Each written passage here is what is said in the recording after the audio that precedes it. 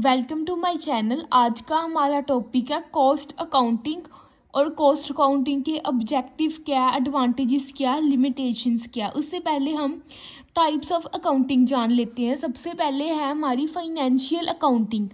Financial accounting is the art और process of recording, classifying and summarizing the transactions of financial nature in a systematic manner and interpreting the result. जो financial accounting है वो किसके साथ relate करती है?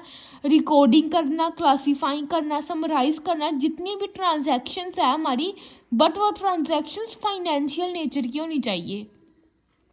Financial nature मतलब कि जो कैश में हो।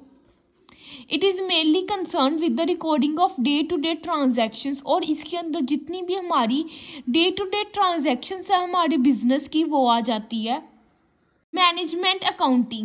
Management accounting is concerned with the presentation of accounting information in a manner which can assist the management in creations of policies and decision making. Management के अंदर वो सब presentations आ जाती हैं accounting information की, जिससे हम अपनी जो organizations है उसके policies बना सकते हैं, decision making कर सकते हैं, जिससे कि हमारे organization का profit increase हो। नेक्स्ट अब हमारे पास cost accounting. Cost accounting is a systematic process of recording the cost of operating a business concern in order to ascertain the total and per unit cost of product and services.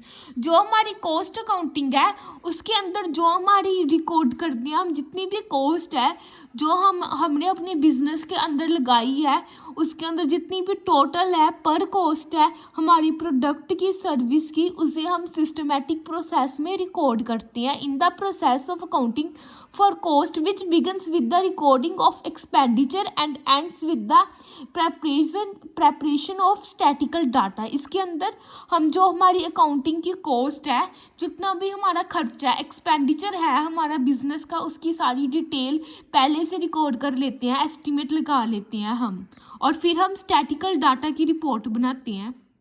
इसके बाद है हमारे features of cost accounting. Cost accounting is a special branch of accountancy dealing with the ascertainment of cost of products and services. जो cost accounting है वो हमारी जो product की कॉस्ट और सर्विसेज है उसे असर्टेन करने में हमारी हेल्प करती है। Cost accounting is both science and art. जो कॉस्ट अकाउंटिंग है वो हमारी साइंस भी है और आर्ट भी है। It follows the same double entry system as a financial accounting. और जैसा कि हमारा फाइनेंशियल अकाउंटिंग में डबल एंट्री सिस्टम है, every debit should have a credit balance, वैसा ही सेम डबल एंट्री सिस्टम हमारा कॉस्ट अकाउंटिंग के अंदर भी है। It involves the process of accumulation, classification, analysis and recording the ascertainment of cost. और उसके अंदर हमारी जितनी भी एनालिसिस है, क्लासिफिकेशन है हमारी कॉस्ट की, रिकॉर्डिंग, वो सब इसके किसके अंदर आता है? हमारा कॉस्ट अकाउंटिंग के अंदर। It determines the total and per unit cost of products and services. और जितनी भी हमारी टोटल और पर यूनिट कॉस्ट है हमारी प्रोडक्ट की और सर्विसेज की, वो भी इसके अंदर आ जाती है। It provides data to the management for use in forward planning and decision making process. और प्रोवाइड करता है डाटा मैनेजमेंट को कि वो फर्दर अपनी प्लानिंग कर सके, डिसीजन मेकिंग कर सके हमारी ऑर्गेनाइजेशन के अंदर कि कितनी कॉस्ट चाहिए और हमारे बिजनेस का प्रॉफिट कैसे इंक्रीज हो सकता है। अब हम करेंगे ऑब्जेक्टिव्स ऑफ कॉस्ट अकाउंटिंग। इसे हम एडवांटेजेस भी बोल देते हैं हमारी कॉस्ट अकाउंटिंग की। सबसे पहले है ascertainment of cost. It helps to determine the cost.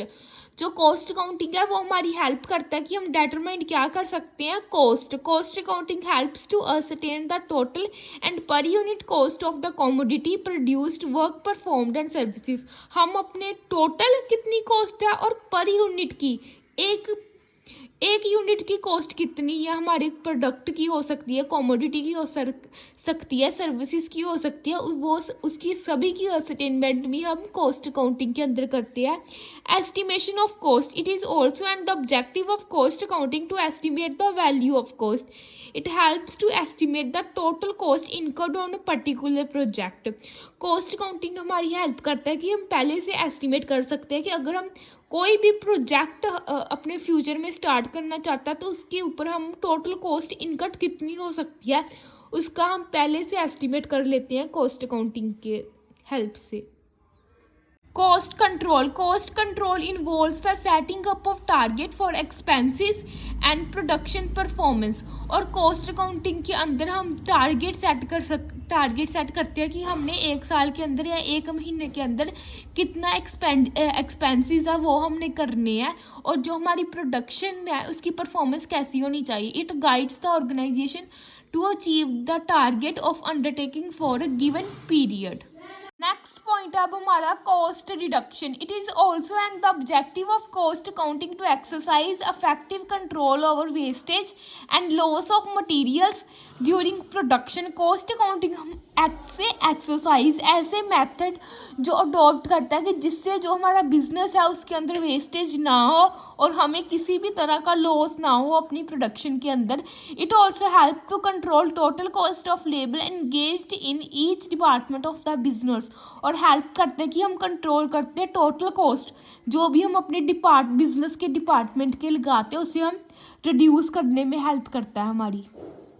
Facilitating preparation of financial and other statement. Cost accounting हमें फाइनेंशियल स्टेटमेंट के में भी बनाने में हेल्प करता है। It provides reliable information and statistical data for framing the future policies of the manufacturing concern. It collects data for the preparation of cost accounting. और जितनी भी वो हमें प्रोवाइड करता है स्टैटिकल डाटा जिससे कि हम अपने फाइनेंशियल अकाउंट्स है वो बना सकते हैं। और जो डाटा कलेक्ट करता है कॉस्ट अकाउंटिंग के अंदर उससे हम कॉस्ट अकाउंट्स भी बना सकते हैं।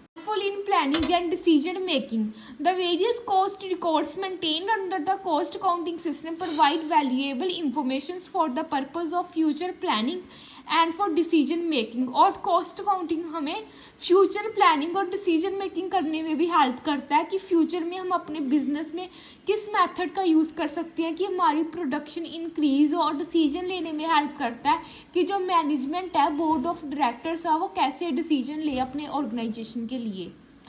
नेक्स्ट पॉइंट है वो हमारा provision of basics for determination of selling price.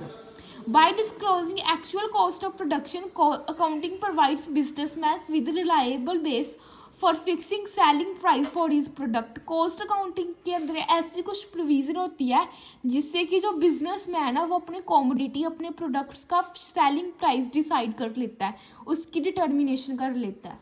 पहले हमने किए थे ऑब्जेक्टिव्स और एडवांटेजेस कॉस्ट अकाउंटिंग के। अब हम करेंगे लिमिटेशंस ऑफ कॉस्ट अकाउंटिंग। सबसे पहले complex in nature. Cost accounting system involves number of steps in ascertaining the cost such as classification allocation and appropriation of expenses which is complicated process. जो cost accounting है उसके अंदर बहुत सारे steps आ जाते हैं और जिसकी मेंटेनेंस थोड़ा कम्प्लेक्स है, जल्दी से हम मेंटेन नहीं कर सकते। Cost accounting system cannot be adopted by small business concern. It is generally said that adoption of cost accounting system is costly।